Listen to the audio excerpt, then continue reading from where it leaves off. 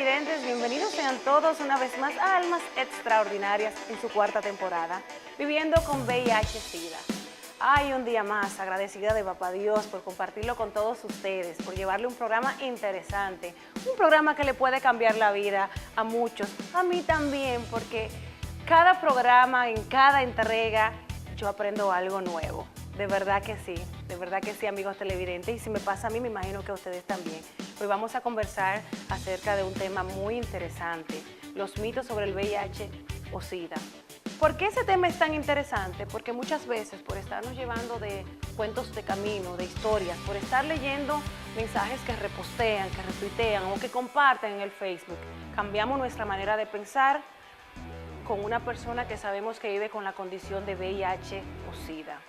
Y hoy vamos a aprender que no debemos repostear ni compartir un mensaje negativo, un mensaje que no sea positivo, porque muchas veces cuando usted envía uno de esos mensajes sin fijarse en el contenido totalmente, puede cambiar una vida. Así que no se muevan, que hoy, como siempre, con nuestros expertos invitados, vamos a estar conversando sobre esos mitos. Mitos sobre el VIH o SIDA. Esto es Almas Extraordinarias en su cuarta temporada, viviendo con VIH o SIDA.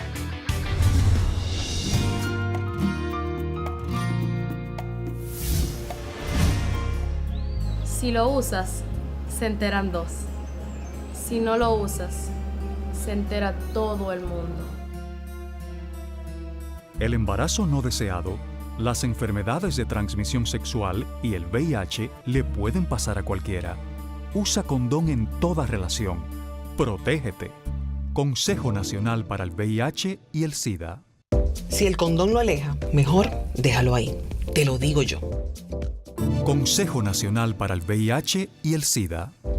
Si te da miedo que te vean comprar un condón, entonces no estás listo para el sexo. Consejo Nacional para el VIH y el... Yo soy padre y mis hijos van a la escuela.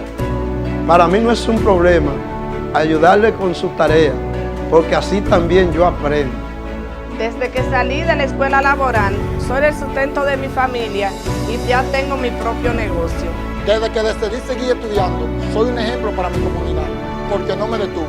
Por eso este 21 de agosto. Que este 21 de agosto, mis hijos y yo regresaremos a la escuela. Vamos a seguir estudiando. A la clase, es hora de iniciar nuestra labor. Este 21 de agosto tenemos una cita con la escuela. No te quedes fuera. Sé parte de esta revolución educativa del presidente Danilo Medina. Por la calidad integral del sistema educativo. Ministerio de Educación. Indotel te informa.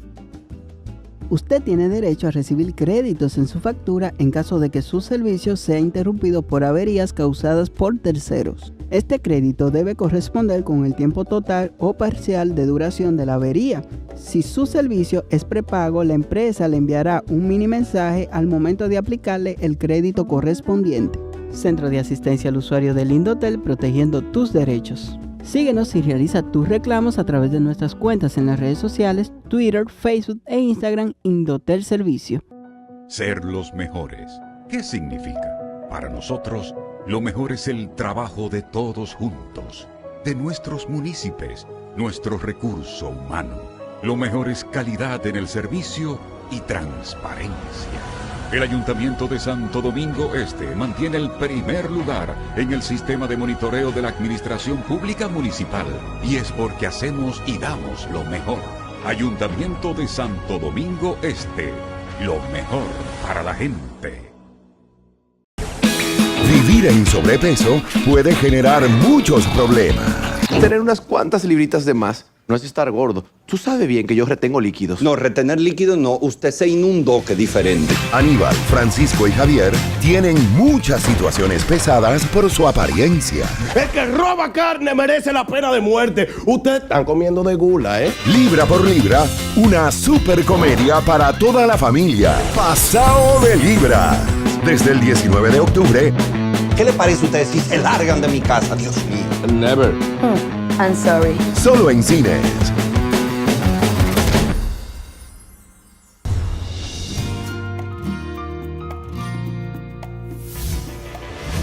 Continuamos con Almas Extraordinarias en su cuarta temporada Viviendo con VIH o SIDA. Como les decía al inicio, hoy vamos a tratar el tema mitos sobre VIH y SIDA. Tema muy interesante porque son muchas las personas que son víctimas de discriminación, entre otras cosas, por el simple hecho de que viven con esta condición. Y por supuesto tenemos una experta invitada, ella es María Miric, quien es coordinadora del proyecto comunitario, coordinadora técnica del Centro de Investigación de Salud Global y Biotecnología. Y vamos a hablar con ella todo lo que usted quiera aprender acerca de los mitos, la discriminación, pero también tenemos otro invitado especial más adelante, así que no se me desesperen y vamos a ir despacito. Bienvenida, María. Hola, ¿cómo estás? Un gran gusto estar aquí en esta excelente iniciativa que están haciendo. Bueno, el gusto es nuestro, porque de verdad que estamos sumamente complacidos con toda la colaboración que nos ha brindado el equipo de Conavicida y todas las instituciones que están colaborando con esta causa. Bueno, María, tú sabes que desde que se habló de SIDA la primera vez aquí en la República Dominicana, hace 20 y tantos años, casi 30, las personas tienden a discriminar y a estigmatizar. Pero ahora bien, tú que eres una experta, ¿cuál es la diferencia que hay entre discriminación y el estigma? Pero esa es una excelente pregunta, porque si tú oyes cada vez que hablamos de reducir estigma y discriminación, la gente se refiere como si fuera lo mismo. Y es como hasta un estribillo, vamos a reducir el estigma y la discriminación, pero hay una gran diferencia entre lo que es la discriminación y el estigma. Digamos que la discriminación es como un acto más bien consciente de yo tratar diferente o injustamente a una persona por una condición que tenga, en este caso VIH, mientras que el estigma es una reacción que pudiéramos llamar hasta irracional, visceral, de miedo y de rechazo hacia una característica, una persona que nos causa emociones fuertes y sobre todo miedo. Entonces, cuando el ser humano siente miedo, la respuesta que tenemos no siempre es una respuesta pensada, consciente, sino que es inconsciente. Exacto, es una respuesta como hasta primitiva, una respuesta que compartimos con otros mamíferos, que viene controlada con otras zonas del cerebro. Y hay dos cosas que el ser humano hace cuando siente miedo. O sale corriendo y evita el estímulo que le causa el miedo. O ataca. O ataca, exactamente. Entonces, a veces cuando estamos hablando de que una persona estigmatiza a otra persona por cualquier condición, incluyendo el VIH, estamos asumiendo que esa persona está controlando ese sentimiento y no siempre es el caso. Nosotros podemos controlar si discriminamos o no dependiendo de qué tanta conciencia tomamos de lo que sentimos. Estigma ya es un proceso que se trabaja más en base a emociones y más bien en el análisis de por qué a mí una característica en particular me causa ese miedo tan fuerte. O sea que habría que ir donde un especialista, un psicólogo. Bueno, sí y no. Sí y no, pero sí habríamos que preguntarnos por qué a mí el VIH me causa miedo. Y a una gran parte de la población todavía a esta altura, mucho menos que al inicio de la epidemia. Pero si tú te pones a ver a mucha gente, todavía el VIH le causa ese susto. Pero según la experiencia vivida, tú que eres una experta en el tema, estadísticamente hablando, esas personas que tienden a estigmatizar, se podría decir que o son personas promiscuas o que suelen tener relaciones sexuales sin precaución, sin prevenir, o son personas que tienen una crianza de un determinado tipo y tienden a estigmatizar por eso a las personas que viven con esa condición. Mira, es una pregunta muy interesante. Yo creo que todos los seres humanos, por definición, estamos predispuestos a estigmatizar. De hecho, el estigma se vincula con un fenómeno mucho más arcaico que el tabú. Y fíjate que hay dos características que en todas las sociedades, si se puede hablar de algo universal, siempre causan o se vinculan con temas tabú. Uno es la muerte y otro es la sexualidad. Sí.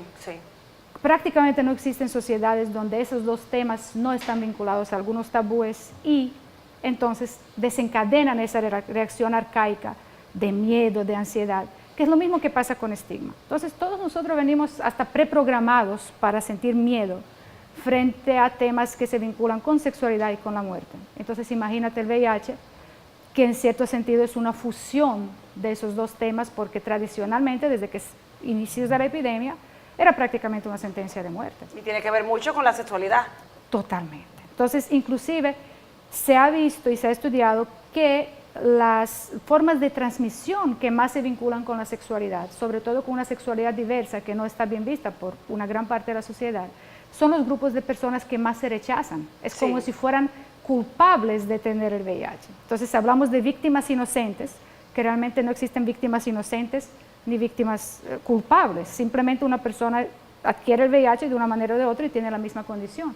Pero fíjate que las personas no tratan igual a una persona que vive con VIH en función de cómo adquirió el virus. De hecho, es una pregunta frecuente. Qué bueno ¿Y que cómo a ti se te pegó eso? Qué bueno que mencionas eso, porque también en días pasados estuvimos tratando el programa de las poblaciones claves del VIH. Entonces, los trans, los homosexuales, la drogodependencia y todo eso. Y como tú estás diciendo ahora mismo, que la persona, en la medida que sepa cómo se adquiriste el virus, de esta manera también te va a tratar diferente. Totalmente de acuerdo. Se multiplica el estigma. Y hablamos de un doble o un triple estigma, porque además de la condición de VIH, que de por sí es una condición estigmatizante, te voy a estigmatizar porque tú tienes una preferencia sexual diferente a la mía, o eres de esta manera, yo soy de otra, las costumbres, las creencias. Ay, qué interesante este programa. Pero ahora que tú dices eso, por ejemplo, yo le tengo miedo al cáncer. Cuando a mí me hablan de cáncer, yo le tengo miedo totalmente, pero no por eso rechazo a la persona que tiene cáncer, pero porque el cáncer no se transmite. O por lo menos la mayoría de los cánceres uno asume que no se transmite por algo vinculado a la sexualidad y por ende la misma reacción frente al cáncer como enfermedad o como condición de salud. Sí, por miedo porque desde que me hablan de cáncer yo una vez pienso en la muerte. Claro que yo sé que prevención temprana, la persona se puede curar del cáncer, pero como quiera, es algo que va más allá de uno. Pero fíjate que aún en el caso de cáncer, si no bien casi no se habla de discriminación, porque uno no discrimina a personas con cáncer, sí puedes hablar de estigma. De estigma, por eso te dije del porque miedo que yo siento. Porque a fulanita le dio cáncer y ya tú te sientes como si se te fuera a pegar algo. Bueno, desde que tengo un dolor, algo raro, me voy corriendo al médico. Ay, mami, ¿será que tengo cáncer? Porque en mi familia han muerto alrededor de 25 personas de cáncer, entonces siempre estoy pendiente a eso. Claro, entonces esos son también partes de un estigma vinculado a una condición de salud, aunque en este caso no hay discriminación. Fíjate cómo puede haber estigma sin discriminación en casos de condiciones específicas. Entonces hablemos ahora de lo que es ya la discriminación en sí. Sabes que siempre he dicho que es por la falta de orientación, la falta de información que está pasando todo esto, y esa es una de las gratificaciones que siento con este programa, porque entiendo que estoy cambiando vidas. Porque hoy una persona que nos esté mirando, cuando tratamos el programa de cómo se transmite el VIH, las formas que se transmite, va a cambiar su modo de pensar, y eso es bueno, porque todavía hay personas que discriminan y maltratan a una persona, inclusive de su propia familia, porque tienen el virus del VIH o el SIDA. Totalmente de acuerdo. A veces, mira, el conocimiento es un componente clave. En la medida en que yo desconozco algo, le tengo más miedo y lo rechazo más. Y ese miedo que me da, mi tendencia a discriminar por ese miedo va a ser mayor si yo realmente desconozco. Ahora bien, no toda la discriminación, no todo el estigma parte de desconocimiento. Y eso lo vimos nosotros, y estoy segura que ustedes tendrán más invitados en esa área que han trabajado eso. En las iniciativas, por ejemplo, que se dirigieron a reducir el estigma y la discriminación en diferentes grupos profesionales hace unos 6, 7, 8 años, desde Conavicida, Copresida en esa época. Nosotros en las iniciativas que se daban como talleres informativos de cómo se transmite el virus de VIH, cuáles son las vías de transmisión que son ciertas, cuáles no, dónde hay peligro, dónde no hay, cómo evitarlo y cómo reducir el estigma, pues compartimos eso con diferentes grupos profesionales, incluyendo, por ejemplo, médicos.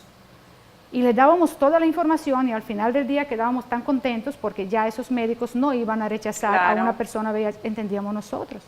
Sin embargo, al final del día, cuando nosotros planteábamos las preguntas, que son las preguntas estándar para evaluar la discriminación, por ejemplo, ¿compraría usted frutas de una persona que usted sabe que es VIH positiva? Y decían que no. Decían que no. Entonces uno decía, ¿pero por qué no? Si es virtualmente imposible adquirir VIH por una fruta. Ni siquiera que en el caso más macabro, que la persona sangre encima de la fruta, es prácticamente imposible que se le transmita a la persona que ingiere esa fruta asumiendo que se come una fruta llena de sangre, ¿verdad? Sin embargo, los médicos, que son personas que tienen alto nivel de conocimiento, todavía decían que no. Y eso fue una gran sorpresa para nosotros. ¿Sabe? Sorpresa para mí fue también porque yo tenía la creencia hasta que empecé con esta temporada de que la transmisión del SIDA a través de los alicates con la manicure y el pedicure. Entonces uno de los especialistas que vino me dijo, espérate, que puede pasar, pero no es probable porque el virus dura determinado tiempo con vida cuando está fuera del organismo. O sea, que en el transcurso en que tú utilizaste la pedicurista, el alicate con mis pies o mis manos, ya cuando vaya a usarlo con otra persona, va a pasar un tiempo razonable y ya el virus va a estar muerto. Más fácil se te transmite cualquier otra condición que el VIH por esa vía. Así y nunca es. pensamos en las otras condiciones, tanto como pensamos en VIH. Fíjate qué interesante. Sí. María, tú sabes que la educación empieza por el hogar. Nosotros los padres tenemos niños pequeños, la condición de que existe el virus del VIH o SIDA, eso no va a terminar nunca, aunque cada año, gracias a los esfuerzos que están haciendo las instituciones como Conavicid, el gobierno y personas como usted en sus instituciones, va disminuyendo, pero va a existir. Entonces, ¿qué debemos hacer nosotros los padres? Educar a nuestros hijos, primero, la prevención. Segundo, el trato, lo que es, cómo se transmite, para que esos niños en el futuro no sean personas que estigmatizan o discriminen. Sí, yo creo que ese es un gran reto para los padres también, sobre todo porque aunque tradicionalmente se ha visto que se insiste que son los padres que deben hablar de la sexualidad, muchas veces los mismos padres no tenemos las herramientas para comunicarnos sobre esos temas con nuestros hijos. Entonces, VIH está íntimamente vinculado otra vez con los temas que son tabúes, sexualidad y muerte. ¿Cuánta gente no hay que no le quiere hablar a sus hijos de la muerte y la enfermedad? Porque entienden que lo están protegiendo. O sea, pero yo le voy a decir algo al padre, si usted no lo orienta, por ejemplo, es buena idea que le hable del VIH, porque con eso usted le está diciendo a la jovencita, al jovencito, que si no se protege, puede contraer el VIH o cualquier enfermedad de transmisión sexual y también, porque no es solo el VIH, está el hepatitis B, el hepatitis C. Lo que pasa es que las personas nos hemos enfocado, o la gran mayoría se han enfocado ya a la transmisión del virus del VIH, un embarazo no deseado, entre otras cosas. Pero todo eso son temas que en muchas familias, y eso realmente nosotros estamos acostumbrados a culpar a los padres, pero a los padres nadie lo preparó tampoco. Buena idea, no hay una escuelita para eso. Cierto. O sea, no hay, entonces, los padres también, por más que quieran, no encuentran las palabras para conversar de una manera abierta sobre, por ejemplo, un embarazo en la adolescencia. Que no se limite su educación a cuidado si tú metes la pata, porque entonces eso no es educación. O sea, educación es una relación donde podamos hablar abiertamente de mis miedos y tus miedos, y muchos padres no tenemos esa formación. Entonces, habría también que pensar qué tipo de apoyo se pudiera dar desde la comunidad, desde un entrenamiento tal vez de líderes comunitarios o de programas de salud comunitario que faciliten también esa posibilidad que podrían tener los padres para conversar. O pudiéramos pensar en personas de autoridad que pudieran representar tías, tíos, que tal vez no es un padre porque es un poco más difícil en la relación padre-hijo o madre-hija. Tal vez más fácil para un tío que sea de confianza transmitir cierta información. Entonces, esas son estrategias que tal vez pudiéramos estar viendo desde los hogares también. No, y estrategias que deberían implementarse en los colegios y en las escuelas. Totalmente. Pero lamentablemente todavía eso aquí, mentalmente el dominicano no está preparado para eso. ¿Sabe qué es lo que yo pienso? Que muchos padres pensamos que cuando empezamos a hablarle a una niña o a un niño, ya que está en la etapa de la pubertad, de lo que es la protección sexual, le estamos automáticamente dando permiso para que empiecen a tener esa relación sexual. Y por eso es que entiendo que muchos padres están reacios a tratar estos temas con sus hijos en la etapa de la adolescencia, que es el momento en cuando más se deben tratar. Yo creo que mucho antes de la adolescencia, para que ellos ya vayan creciendo con una idea y estén más preparados. Totalmente de acuerdo. De hecho, los estudios que hemos hecho recientemente y en los últimos años, por ejemplo, desde la Escuela de Medicina de la Universidad de OIM, desde el Centro de Investigación en Salud Global y Biotecnología, eso es que apoyan, que el primer embarazo ocurre con mayor frecuencia entre 16 y 17 años. Y esos son datos de ENDESAS y de encuestas nacionales. Pero esa muchacha que decide, porque un 40% de nuestras adolescentes deciden tener su embarazo en la adolescencia, ya ella tuvo esos planes mucho antes, a los 12, 13 años, ella quería tener un bebé. Entonces, la intervención no puede ser a los 12 y los 13 años, no, probablemente 9, 10 para ayudarle a crear un proyecto de vida que no implique un embarazo en la adolescencia. Pero a los 9 y 10 años, muchísimas personas, y eso ha sido un gran obstáculo para la inclusión de una forma más abierta, tal vez, de educación integral en sexualidad en las escuelas, ha sido justamente ese. Si yo me pongo a hablarles de eso, les voy a poner cosas en la cabeza que no tienen. Y eso no es cierto. Si nos volteamos, la cultura está tan sexualizada y hay tanta exposición a la sexualidad desde la infancia, por canciones, por vestimenta, las redes sociales. Los niños se crían con la sexualidad en todo lado, pero nunca se les permite hablar de ello.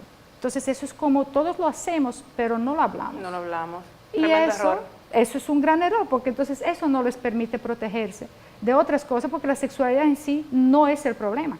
El problema es una sexualidad en una persona que no está preparada para protegerse y para ejercerla de una manera que no se haga daño a sí mismo ni a otra persona. Entonces, el problema no son relaciones sexuales en la adolescencia. Lo que queremos prevenir son consecuencias no deseadas, no solo en la adolescencia, sino en la vida adulta también. Así es, sabe que es alarmante. Yo visito junto con unas compañeras de la Fundación Meta la maternidad La Altagracia y es increíble el número de adolescentes que tú ves allá, embarazadas y que ya han tenido sus bebés. Yo me pongo a mirarla y si te digo que no veo ni una persona adulta de que pase los 18 años, ¿qué 18? Que pase los 16 años en la maternidad, es increíble y es real. Porque he ido varias veces, diferentes días, sábado, que no es que fui el sábado habían niñas, es siempre. Tú ves las niñas ahí con su embarazo o con su bebé cuando entras a las salas de donde están ya las jovencitas con los bebés. La gran mayoría, podría decirse que un 90% son adolescentes, María, y eso es alarmante. Mira, pasa lo siguiente con embarazo en la adolescencia, y es cierto, a nosotros nos llama la atención porque uno ve que es muy frecuente, se ha publicado mucho como tal, pero cuando tú haces estudios que realmente buscan las tendencias, el grupo donde ha ido bajando la frecuencia de embarazo es justamente en la adolescencia. Pero ¿qué pasa? Siempre hemos enfrentado al embarazo en adolescentes como algo que pasa porque la muchacha no se cuida o el muchacho no se cuida. Pero muchísimas veces lo que precede al embarazo es la unión en la adolescencia. Las muchachas en un gran porcentaje, sobre todo, los varones no tanto, pero las niñas, se unen muy temprano y buscan su embarazo. No es un accidente, es su plan de vida.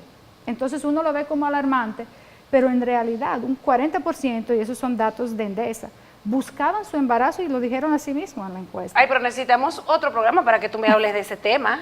Bueno, yo te recomendaría que invites al doctor Eddie Perestein, que acaba de publicar ahora mismo un estudio sobre eso, y yo creo que hay cosas que nos sorprenderían de lo que pues lo vamos a invitar porque definitivamente estamos pensando que ese gran número de adolescentes embarazadas es por falta de información y por falta de prevención. Y mira lo que tú me dices ahora. Ay, Dios mío, cada día aprendo más en este programa. Ahora, mira, eso se vincula con VIH también. Sí, claro. Porque ¿sabes qué pasa? Esas adolescentes que se unen temprano, tienen su embarazo temprano y luego la unión se rompe con frecuencia. Sí.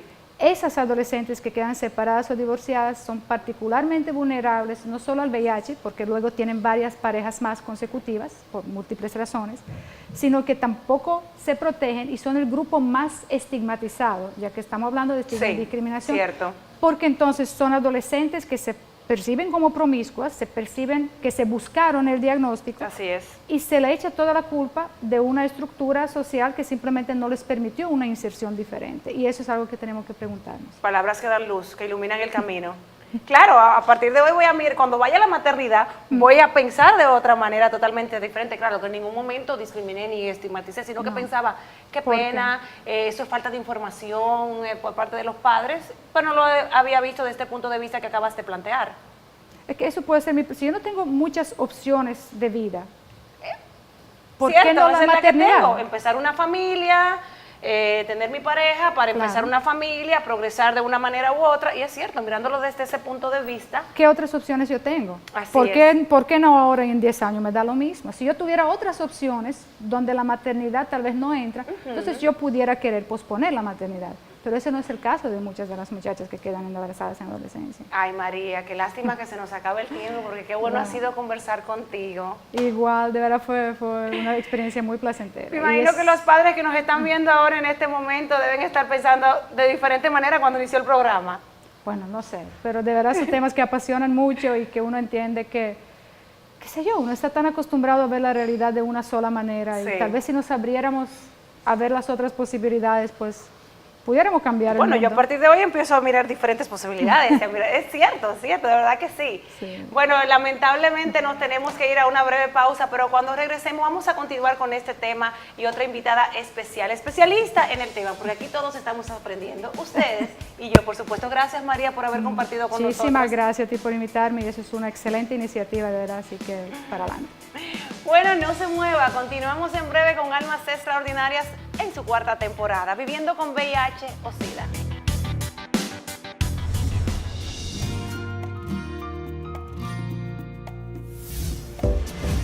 Si el condón te molesta, ni te molestes, te lo digo yo. Consejo Nacional para el VIH y el SIDA.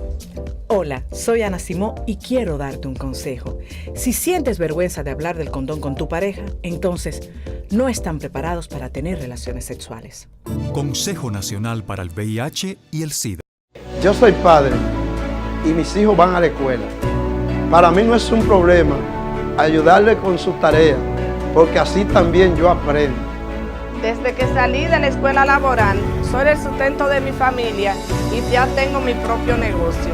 Desde que decidí seguir estudiando, soy un ejemplo para mi comunidad, porque no me detuve. Por eso este 21 de agosto, Que este 21 de agosto, mis hijos y yo regresaremos a la escuela. vamos a seguir estudiando. A la clase, es hora de iniciar nuestra labor. Este 21 de agosto tenemos una cita con la escuela. No te quedes fuera. Sé parte de esta revolución educativa del presidente Danilo Medina. Por la calidad integral del sistema educativo. Ministerio de Educación. Indotel te informa. Usted tiene derecho a recibir créditos en su factura en caso de que su servicio sea interrumpido por averías causadas por terceros. Este crédito debe corresponder con el tiempo total o parcial de duración de la avería. Si su servicio es prepago, la empresa le enviará un mini mensaje al momento de aplicarle el crédito correspondiente. Centro de Asistencia al Usuario del Indotel, protegiendo tus derechos. Síguenos y realiza tus reclamos a través de nuestras cuentas en las redes sociales, Twitter, Facebook e Instagram, Indotel Servicio. Ser los mejores. ¿Qué significa? Para nosotros, lo mejor es el trabajo de todos juntos, de nuestros municipios, nuestro recurso humano. Lo mejor es calidad en el servicio y transparencia. El Ayuntamiento de Santo Domingo Este mantiene el primer lugar en el sistema de monitoreo de la Administración Pública Municipal, y es porque hacemos y damos lo mejor. Ayuntamiento de Santo Domingo Este, lo mejor para la gente.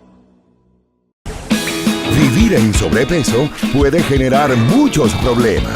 Tener unas cuantas libritas de más no es estar gordo. Tú sabes bien que yo retengo líquidos. No, retener líquidos no. Usted se inundó, que diferente. Aníbal, Francisco y Javier tienen muchas situaciones pesadas por su apariencia. El que roba carne merece la pena de muerte. Ustedes están comiendo de gula, ¿eh? Libra por libra, una super comedia para toda la familia. Pasao de Libra. Desde el 19 de octubre. ¿Qué le parece a ustedes si se largan de mi casa? Dios mío. Never. I'm sorry. Solo en cines.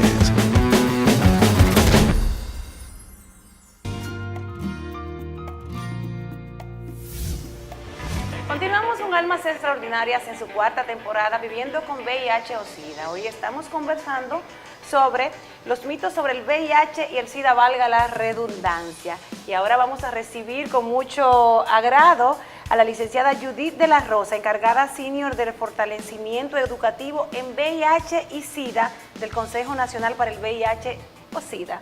Bienvenida. Muchas gracias, Condesa. Bueno, estábamos hablando anteriormente, antes de irnos a la pausa con María, acerca de la estigmatización y de la discriminación. Y se me pasó preguntarle a María, las personas que tienen una preferencia sexual diferente de lo que se espera en la sociedad, las personas trans, las trabajadoras sexuales, trabajadores sexuales, porque también eso se da, tienden a ser mucho más estigmatizados que las personas que tienen el virus del VIH, pero que son personas ante la sociedad normales, ante la sociedad digo, porque una persona que que sea homosexual no es anormal, es normal, tiene una preferencia sexual diferente a la tuya y a la mía. Sí, de hecho, el trabajo y uno de los principales retos del CONAVISIDA para trabajar con esas poblaciones es el hecho de que son más discriminados en los ambientes donde se desenvuelven, porque son poblaciones que tienen estigmas sociales asociados. Tienen 1, tienen 2, tienen 3. O sea, por ejemplo, un hijo de una persona que se haya declarado como gay, por ejemplo, lo pueden discriminar en la escuela. Sí. Ya no solo por él, sino que porque su papá es gay. Y si entonces a esas condiciones de personales ya sea que es trabajador o trabajadora sexual, que tiene una preferencia sexual diferente, que es trans, se le añade el tema del VIH, entonces ya ahí se complica aún más la cosa, sobre todo en contextos donde necesitan apoyo, necesitan servicios, necesitan educación o necesitan, por ejemplo, los servicios de salud, concretamente. Pero eso también se da en el personal, en los servicios de salud, eso de la discriminación y la estigmatización, ¿es común? Sí. Qué pena. O sea, se ha trabajado mucho, se ha reducido bastante. Sí. En el caso de las personas con VIH, como no hay una condición externa que la persona se le vea en la cara o se le vea en los gestos o se le vea en su ropa, que es una persona que vive con VIH, en ese caso la persona puede ir y hacerse cualquier estudio sin decir que tiene VIH. Pero cuando la persona es gay o cuando la persona es una trabajadora sexual, o sea, hay cosas que no lo puede ocultar y entonces ya ahí tiene el tema. Externa, entonces ahí viene un cambio en el trato. Un cambio en el trato. ¿Y qué están haciendo ustedes exactamente ahora en este momento para prevenir o evitar la discriminación y la estigmatización? Ustedes como institución. Hay muchas estrategias que se están implementando con los servicios de salud para promover el trato con calidez, con calidad hacia esas poblaciones, porque lo que nos dicen las estadísticas es que nuestra epidemia está concentrada en poblaciones clave. Que son las más vulnerables. Que están más vulnerables, que tienen más factores de riesgo en su día a día y que por lo tanto están más expuestos. ¿Qué le dirías tú a esos padres, cualquier persona que esté mirando el programa y que tienda a estigmatizar y a discriminar a las personas que entiendan ellos o que sepan que vive con VIH o con SIDA? Tú como especialista, porque una cosa es lo que yo le diga como comunicadora. Nosotros tenemos unos cuantos años trabajando y desde el inicio ha sido un trabajo arduo. Por ejemplo, te comento que nosotros hicimos unas encuestas hace ya un tiempo y, por ejemplo, de las preguntas que hacíamos era si usted se entera que su vecino de al lado vive con VIH, ¿qué usted hace? Era una pregunta abierta. Sí. ¿Y qué respondían? La persona decía que se mudaban de casa. Ah, ¿cómo? Que si, por ejemplo, van y le piden prestado algo de la casa, un vaso, una silla plástica, las personas decían que se lo negaban o que se lo prestaban, pero que después no se lo podían. Y mira que el vecino dominicano es muy solidario. Sí, no, pero que se lo prestaban por la solidaridad, pero después le decían, no, vecino, quédese con ese vaso. No me lo devuelva. Bueno, gracias a Dios que existen programas como este que están concientizando a las personas para que eso no siga pasando. Aunque ahora pasa mucho menos que antes porque ahora hay más información. Hay más información. Y ustedes como institución han venido haciendo un excelente trabajo, la verdad hay que decirla. Hay más información, pero todavía a la gente le queda como el miedito. Sí.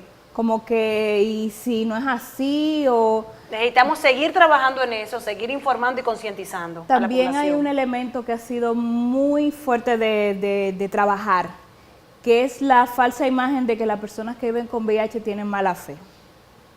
Ay, sí, ¿verdad? El VIH no cambia a las personas, no hace que nadie sea ni bueno ni malo. El entorno sí lo cambia y como tú trates a esa persona. La persona que vive con VIH recibe su diagnóstico un día de su vida y generalmente hace una crisis porque es un diagnóstico complejo cuando la persona te lo dice.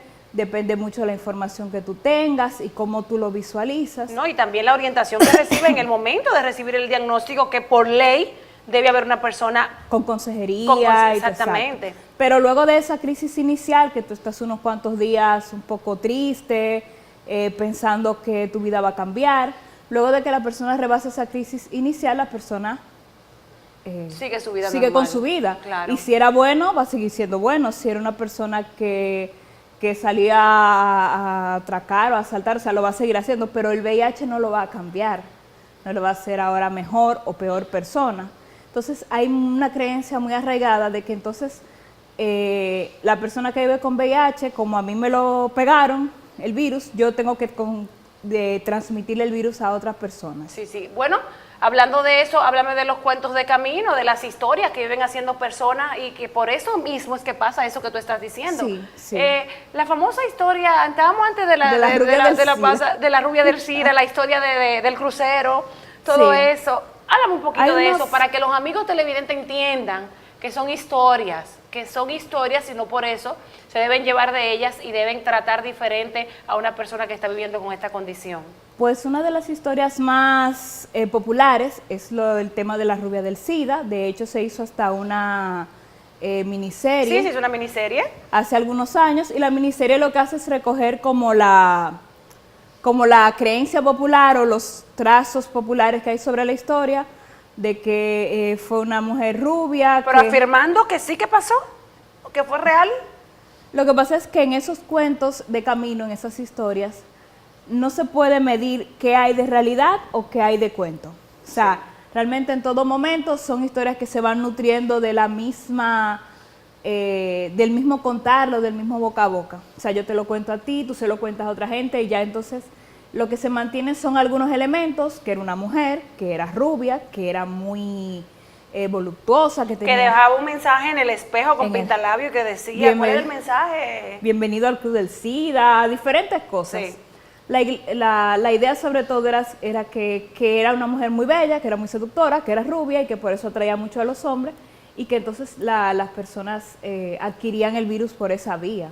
Y así hay cientos de historias. Muchísimas. La que mencionabas del crucero. Lo importante es que nosotros como ciudadanos responsables no le demos cabida a ese tipo de historias, sea cual sea una versión antigua o una versión moderna, porque se están creando constantemente, de repetirlas o replicarlas en nuestras redes sociales, por ejemplo, porque son historias infundadas que su idea, vamos a decir, quizá del que la creó, fue la prevención, pero que no informan, no te dicen cómo cuidarte. Y que en vez de cuidar lo que hizo fue hacer daño. Exacto.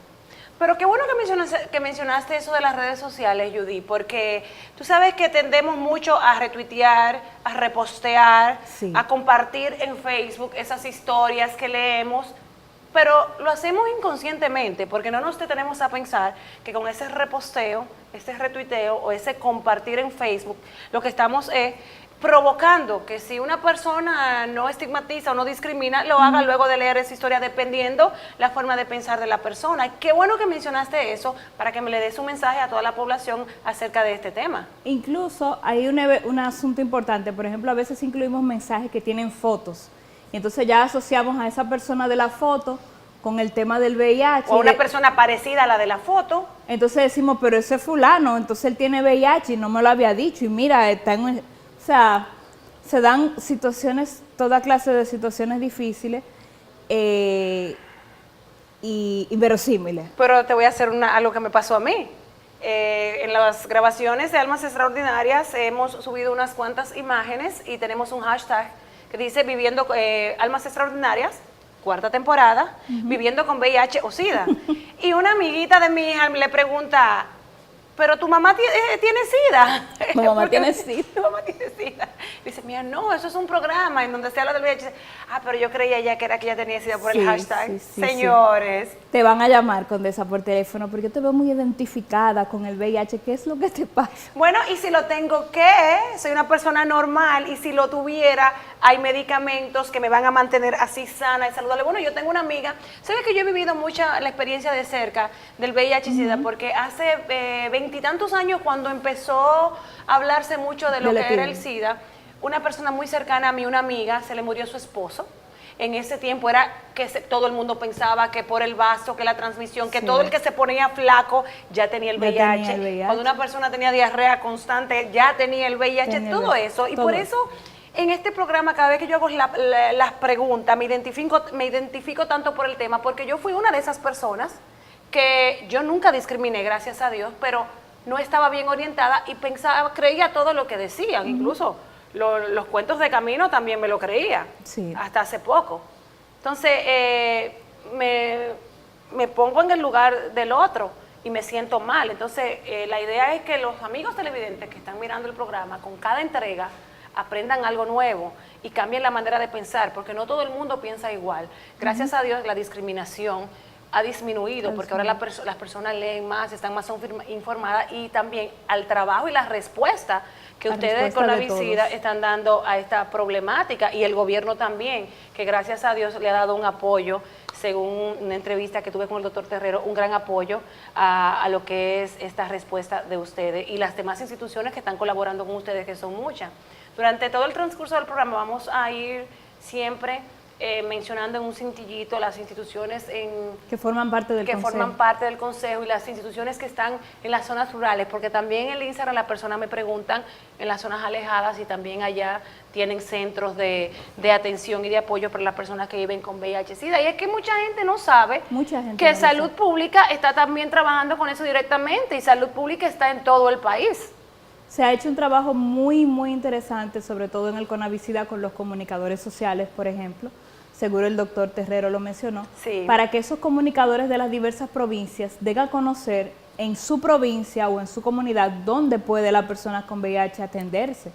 Porque las personas piensan que, no sé, que no hay solución, que los medicamentos, son costosos, que hay que venir a la capital para atenderse, y no saben que tienen una unidad de atención cerca de...